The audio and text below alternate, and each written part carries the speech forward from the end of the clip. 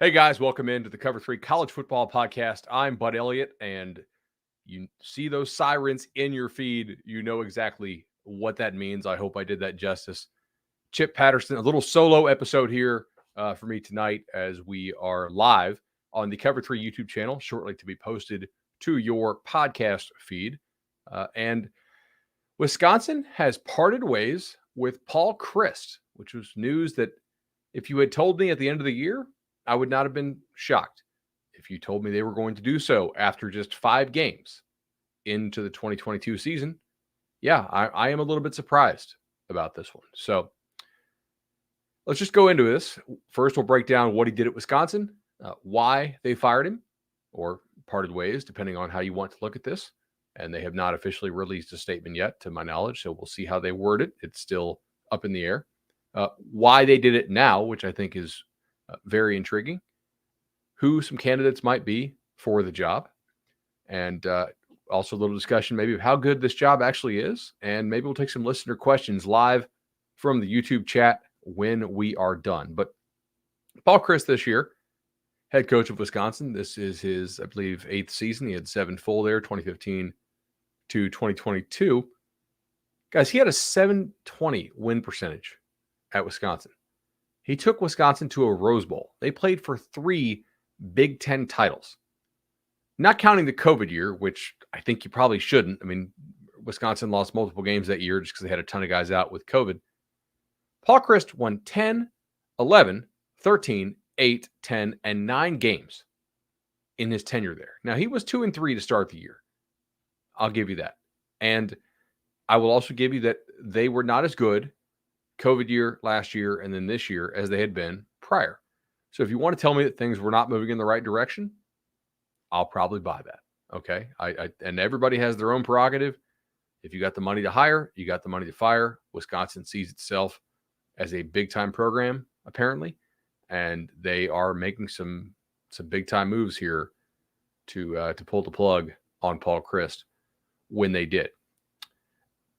When I think about Paul Chryst, I think about a guy who runs a smash mouth offense, which is very congruent with what Wisconsin long was under Barry Alvarez, and even as AD Barry Alvarez, a lot of people kind of think pulls the strings behind the scenes on this stuff still, which is why basically everything they do was still in his image, whether it was Bielema or Chryst.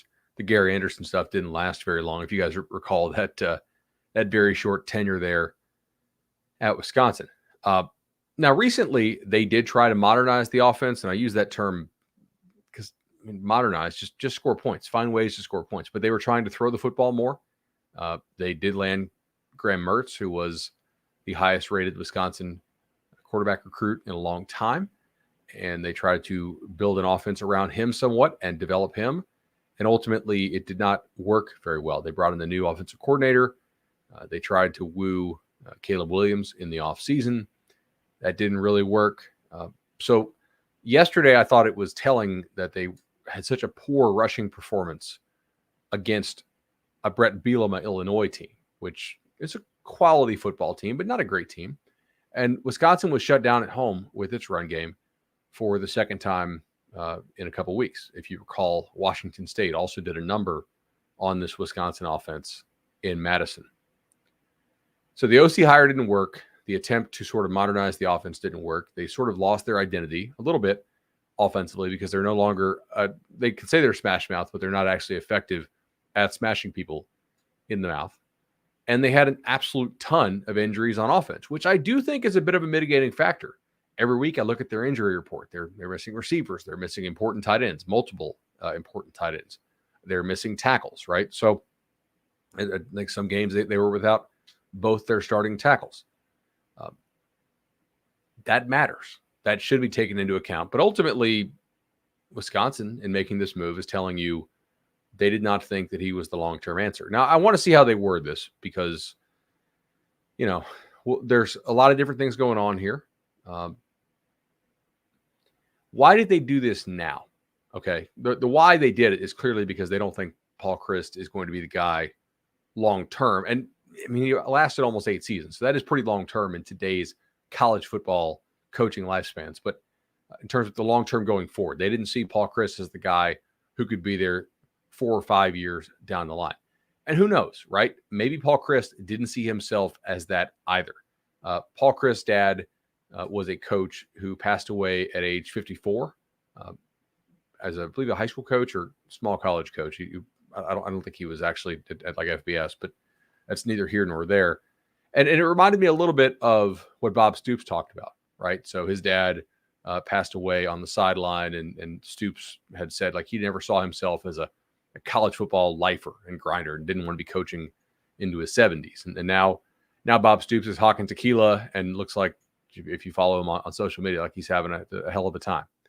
Maybe Paul Chryst was planning to hang it up at the end of this season. I'm not sure. I know he got to address his players. There are multiple reports out there, so it wasn't like a escorted out of the building thing. Thank God. Maybe he'll still hang around in some capacity. I don't know. I know I had multiple coaches reach out to me when this was going around a little bit ago, and they were like, "What the hell? This is kind of wild." So we'll have to see, right? Who knows? Maybe he was planning to step down at the end of the year. Maybe he wasn't. I kind of doubt he was planning to step down now, but you don't have that many home games left if you're Wisconsin, given that you just lost at home to Illinois. You already had a bunch of your non-conference games. So why now? We're going to take a quick break for podcast purposes. And when we come back, we'll go into the why now and the who's next. All right, guys, we're back here on the Cover 3 College Football Podcast. This is an emergency episode. Really appreciate you guys liking and subscribing on the YouTube channel, also on the podcast feed. Make sure you give us that nice 5-star and written review if you do happen to listen to us on Apple, and tell your friends. So we just got done discussing what Paul Chryst did at Wisconsin and why Wisconsin might have felt that it needed to fire him, and more importantly, why now was the correct time. The first thought that popped in my head, and I really had two, and they kind of came right after another, and that was what coaches suggested to me after they got done being surprised that Wisconsin did this. The first was, well, Jimmy Leonard, the defensive coordinator who played at Wisconsin, played a decade in the NFL, has been one of the elite defensive coordinators in college football, and has a lot of NFL experience as well, has long been seen as sort of the unofficial head coach in waiting. Now, in college football, you cannot have a head coach in waiting officially anymore. It is the Jimbo Fisher rule, basically. There was one other guy back in the day. I'm trying to remember who it was. Maybe Will Muschamp. But back in the day, you could designate a head coach in waiting for an aging coach, whether that was a Mac Brown at Texas when Will Muschamp was there, or maybe like Bobby Bowden in Tallahassee for when Jimbo was the OC. That was back in like 2007-ish. Then the NCAA made a rule, and they said, no, you cannot designate a head coach in waiting because of the visit rule. So assistants can go out and visit kids more than head coaches can, right? So that's basically the Jimbo Muschamp rule.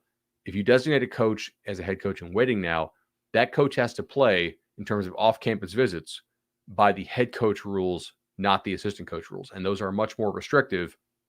Head coaches are not allowed to go off campus nearly as much. But inside the industry, Jim Leonard has long been seen as the guy who is likely to take over that job. And that's why I think he's turned down a lot of potential openings that he would have made sense at. I don't know exactly which openings he was officially offered, but certainly his name has come up a decent bit. So you have 7 games left on this schedule. The Big Ten West is still plenty winnable. I mean, you have a loss to Ohio State, which was non-competitive, and you have a loss at home to Illinois. But while you would lose a tiebreaker to Illinois, it's not inconceivable that Illinois drops a couple games down the stretch. Sorry, Tom. And maybe you could get back in the running with this thing. But it is a nice little trial run for Jim Leonard if you think Jim Leonard is the guy. And Wisconsin has long been sort of a keep it in the family type situation and job where it could make some sense to do that. If Jim Leonard does not get this job full time, and he has been named the interim, I probably should have mentioned that a little bit ago, but if he does not get named as the interim, he will be a really hot coaching candidate out there, either as a defensive coordinator at a bit of a step-up job. So who knows? Like, let's say Jim Knowles gets the DC job or head coach job somewhere. Maybe Ohio State would pluck Jim Leonard or something like that, right? Like an elite $2 million plus type coordinator job or I think he has a pretty good shot of being a head coach somewhere because Wisconsin has long outplayed their defensive recruiting ranking. Not as much on the offensive side, but some of the on the offensive side. But even in recent years, when the offense has slipped a little bit, the defensive side, which is run by Leonard, has continued to be pretty good. By the way, I do want to give Paul Chryst a shout out for one of the absolute best lip reading lines of all time when Wisconsin went to, I think it was the Orange Bowl against Miami, or maybe it was the whatever bowl they played in. Maybe it was like the Champ Sports Bowl or something. And it was the year that Miami had invented the turnover chain. And Paul Chryst said,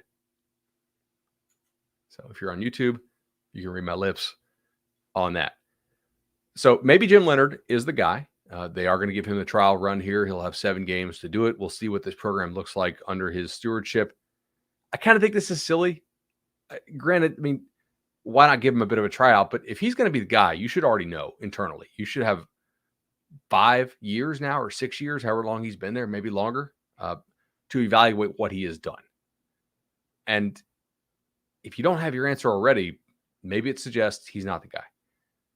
If he's not, who is? And this also is an answer to the question of why did they do it now?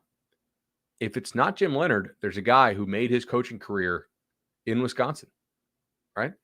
A guy who has had a ton of success at basically every stop he's been to.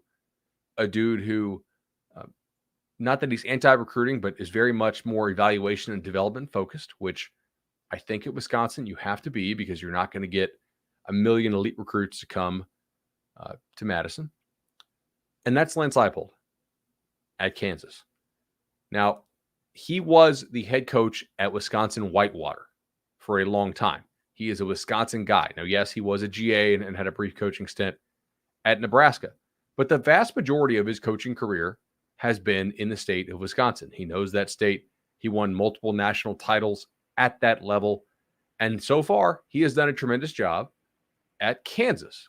They beat Texas last year, which was a huge story. Their fullback / tight end got an Applebee's commercial out of it, right?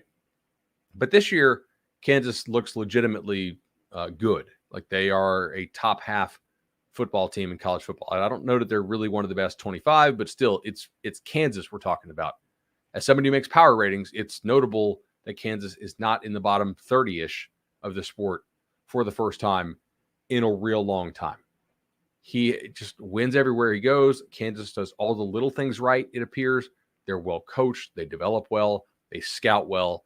And so, to me, it would make a heck of a lot of sense to go and get Lance Leipold. Now, here's the thing. Do you know who else might want to get Lance Leipold? Nebraska. And Nebraska pulled the plug on Scott Frost a couple weeks ago.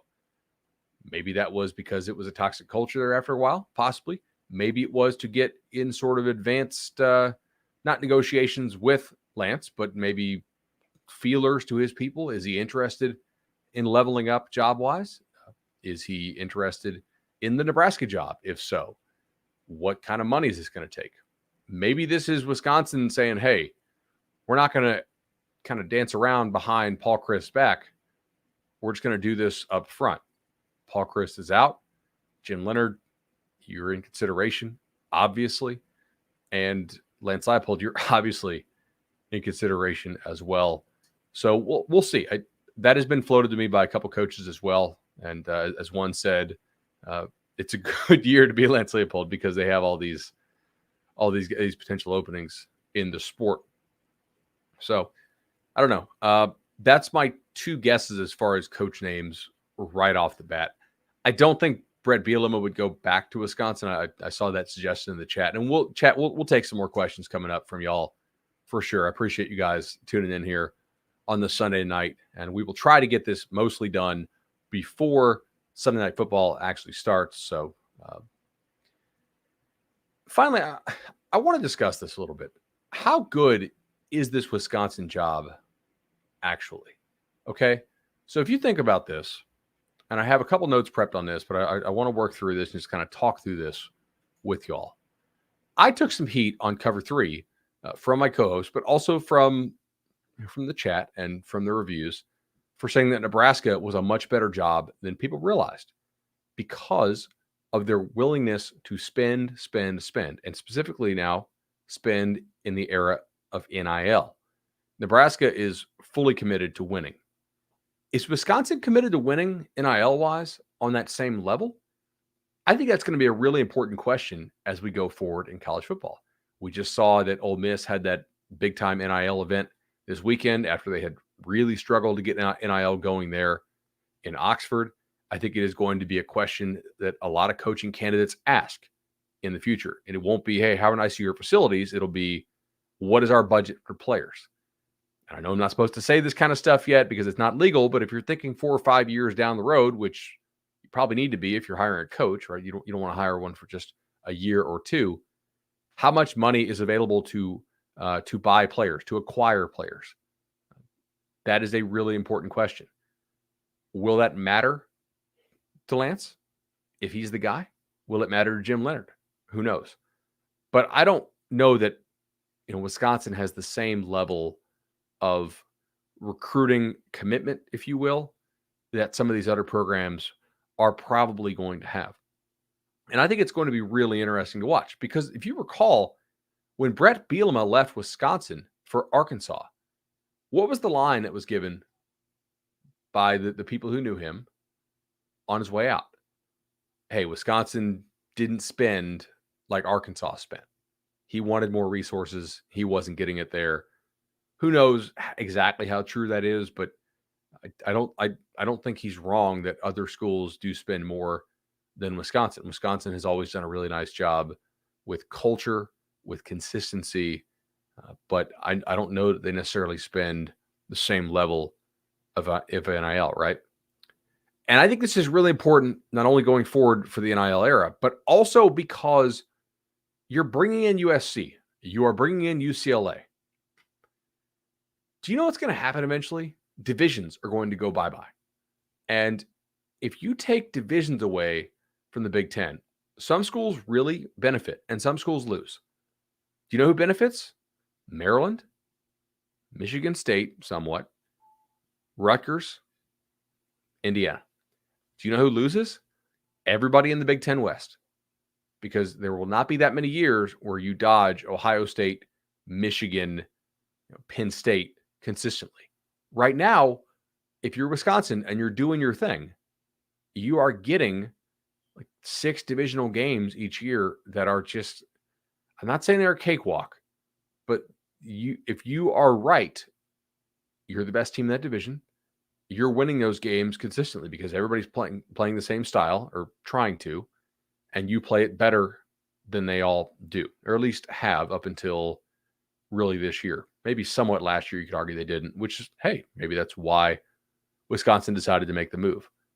But Wisconsin, I think you could argue, just because of the ability to coach there, the consistency, was probably like the 3rd or 4th best job in the Big Ten, if you include the amount of pressure on that job too, which, again, maybe I'm wrong about that. Maybe that job has more pressure than I realize. I don't know. I tend to think not. If they scrap divisions, that's essentially an extra, probably between a half and a full loss per year in conference that you can hang on Wisconsin, just because they're going to be playing more difficult teams more often. And that's really the case for everybody in the Big Ten West, right? If you go just the top 2 teams in the Big Ten, which I think eventually they will, and they'll scrap divisions because it just doesn't make sense to have 2 8-team divisions in a 16-team league. And you think about it, Wisconsin and Iowa and all these teams make the Big Ten title game really just because of the divisional construct, not because they're one of the 2 best teams in the league. What are Wisconsin's what are their expectations going forward? Does Wisconsin really feel like it should play for Big Ten titles in a divisionless era? If so, you're really going to need to compete in the NIL space a lot more. You're going to need to compete in the, not facility space, but the assistant coaching space, in the analyst space, and the recruiting space. So I don't know. I kind of think that you can make an argument for Nebraska being a better job than Wisconsin going forward, historically as well, but just not over the last 20 years, right? I don't know. We will see. Let's take some questions here from the chat, and I will let you guys bounce. We've done about 20 minutes, which is roughly what we wanted to do. If you're watching this video and enjoying it, please hit the like on the video. That does help spread us to more people, which helps pay my salary. So if you're joining us on a Sunday night, at least hit that thumbs up button on your screen. All right. So questions from the chat here. And we will. Kevin Bean says, you know what? You're a good looking man, Bud Elliott. I do not know about that, actually. My toddler scratched the heck out of me, so I grabbed some of my wife's makeup. I don't actually have makeup yet. Supposed to for on camera, but just haven't gone out and bought any. It's been a little bit of a wild week here in this state. A lot of my friends still don't have power, so giving our love to all our folks down in Fort Myers, which is where I'm from originally. Herm Edwards, that's funny. Has the BYU head coach Kalani Sitake come up?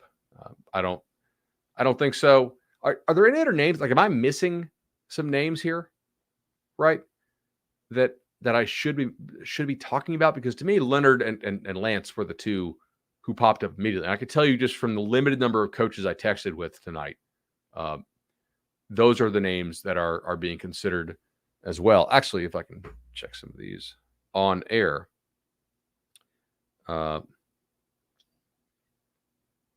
Okay. And I'm just reading these real quick. Yep. All right.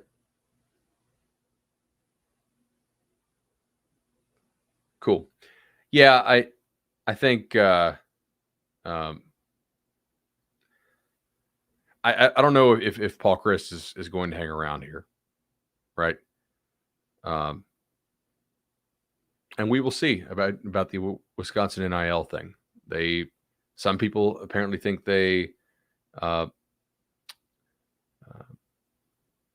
some people think that they will use it to keep players on their team, i.e., like not losing dudes like Pitt lost Jordan Addison, but maybe not as far as the talent acquisition, more the talent retention thing. Who knows? Matt Campbell or Luke Fickell? That's actually some interesting questions there from Chris Kessler. Appreciate that. I could see both, right?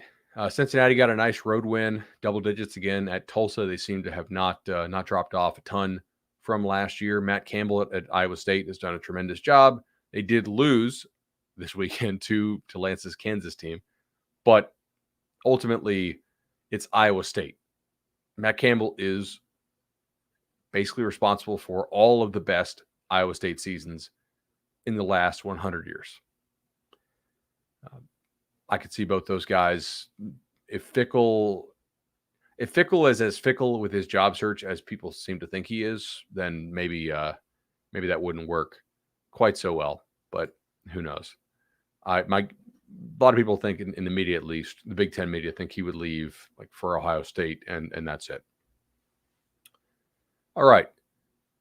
Big Cat will boost their NIL program. LOL. I like that one. If Jim is not the heir apparent, which direction do you think they'll go? More offense or defensive mindset? I'm not sure. We've got a couple of Notre Dame fans trying to pawn off Tommy Rees on the job. That makes a lot of sense. I don't really want to touch on the Colorado job yet, because we can probably hit that tomorrow on the show. I've been working on some notes, made a few phone calls. I don't know what Colorado is going to do. So John E in the chat, I appreciate that, but we'll probably pass on that one. Will Byron Leftwich get a college ball chance? Is he still with the Bucks? I have the Bucks in a pick 'em, so I hope Bucks tonight get the dub there. Let's see. All right. Any other some names that you guys think actually would make a lot of sense? Iowa fans trying to pawn off Brian Ferentz. I did hear there was a fire Ferentz chat, or fire Ferentz chant in the stands today. So, all right, pretty much out of suggestions here. Maybe they'll come in. Jim Leonard, we already talked about Jim Leonard. Dave Aranda was the former defensive coordinator at Wisconsin. Is Wisconsin that much better of a job than Baylor? Am I going to get skewered for asking that? It's a better job. Is it? To me, it's like not a clear step up job, right? It's a better job. It's not just that much of a better job. Jamie Chadwell, I think Jamie Chadwell would kill it at Wisconsin. You know who else I think would probably do a really good job at Wisconsin? I think Sean Lewis would do a hell of a job at Wisconsin. Now I know they're trying to win a MAC title, and he probably doesn't let me throw his name out there right now because they're focused on the season, all that kind of stuff. But guys, Sean Lewis played for Wisconsin. He was a tight end for Wisconsin and a kick returner in when was this? 2006, 2007. Exciting style, a lot of energy. That actually is one that would make a heck of a lot of sense to me. I don't think Jeff Traylor would work. No, sorry, just I'm seeing these on the chat. That one doesn't really make a whole lot of sense just because to me, he's more of a Texas guy, you know? So Daniel Kelly is pushing back. He said, Wisconsin's definitely a step-up job. Until the last year or two, Wisconsin has been competitive in the Big Ten year after year with a chance to make the playoffs. Yes, they have. But guys, here's what I'm saying. When you go away from divisions, show me the year that Wisconsin was legitimately like the clear number 2 team in the Big Ten. Right? They're getting there in large part because they're a really good team who has a cakewalk of a draw compared to most other Power 5 divisions. If you scrap divisions and you add in USC, Wisconsin is not competing for Big Ten titles with the quality of team it has had in recent years. Okay? You see what I'm saying? Like, pick your best Wisconsin teams over the last 10 years. And a lot of them are not probably making it to the Big Ten title game in a divisionless format. Now, some would. Okay? Wisconsin, when it's at its best, absolutely does have some equity there and could make it and win it. But I think probably more than half of those teams are not seriously competitive for the Big Ten title. A lot of this is scheduled draw. You know, Minnesota could win 8-9 games this year. Now, granted, they lost to Purdue over the weekend. You stick them in the East, they're fighting to make a bowl. Well, they do have a cakewalk non-conference schedule, certainly. Dave Aranda, a lot of people are saying, he's got a big contract with Baylor. I don't know that Wisconsin is that much of a better job than Baylor is, guys. I really don't. The money at Baylor is awesome. You get what you want. Baylor does not have a reputation for being cheap. Wisconsin, we will see how much they're going to spend. Dave Doran, actually, I think at NC State, I believe he just signed a contract, but who knows? There's always buyouts and whatnot. That actually could make some sense if you wanted to. He was a former defensive coordinator at Wisconsin. Justin Wilcox, I feel like you just need to prove a little bit more in terms of being able to run an offense to get a job like Wisconsin. And the offensive hires that Wilcox has made at Cal, to me, are rather uninspiring. So we'll see. Dave Doran, that's a good one. Dan Mullen, I don't think is going to come up north right there, but he actually is from Pennsylvania. I don't see Dan Mullen being a fit. Bill O'Brien, I look, a lot of people are going to be suggesting Bill O'Brien for every job this year. It's sort of unavoidable. It's definitely one that's being pushed this year. I'm skeptical, but who knows? Do you fire Paul Chryst right now to go and hire Bill O'Brien? I don't know. I'm guessing not. Deion Sanders, I don't think is a great fit at Wisconsin, but possibly.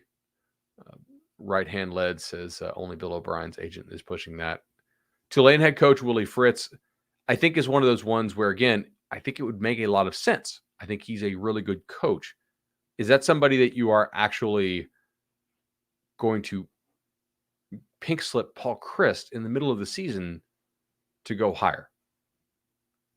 I'm skeptical of that. I think if you're doing this because you want to see Jim Leonard and because you have some big time candidates, right? Guys who might win their conference, who have some connection to the school, or who have a big time proven track record, right?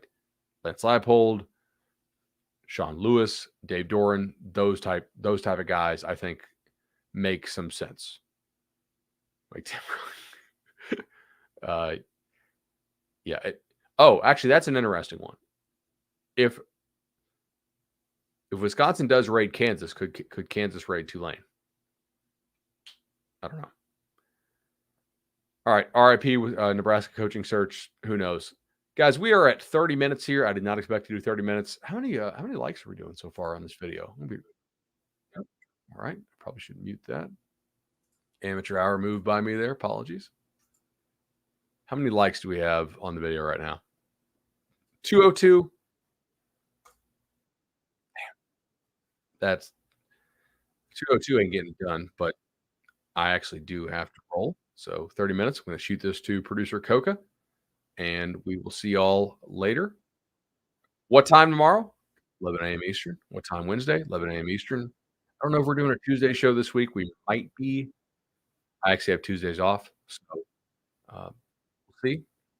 Thursday, Locks Pod for sure. And I think that's it. So we'll see you guys. Everybody take care. Like the video. If you have not already, subscribe. And we'll see y'all in 15 hours or so. Peace.